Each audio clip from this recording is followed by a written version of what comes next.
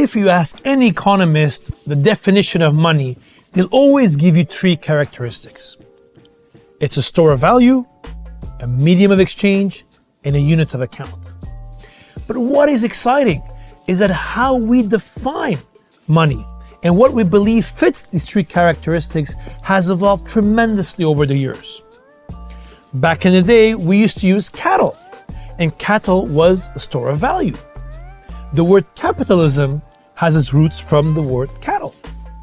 Salt was used for a long time as a unit of exchange. The word salary comes from the Latin saltius, which means salt. And what is really amazing is this has changed over the years.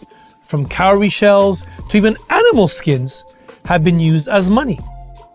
But for a long period of our history, even money as we have it today was always backed by gold. It was commodity-backed money. For example, even the United States dollar from the 1870s to 1930s was backed by gold. And all this changed in 1971 when Richard Nixon took the dollar out of the gold standard and what we called fiat money, where basically the value of the currency is based on the trust that you have on the government and the authorities. And what's really interesting is that throughout history, many civilizations and nations have moved from actually commodity-backed money to fiat money and then back to commodities. The Song and the Tang dynasty from the 9th to the 11th century went through that process. So did the US as well with the Continental. In the 18th century, when the government started overprinting and the currency lost its value and we moved back to gold standard.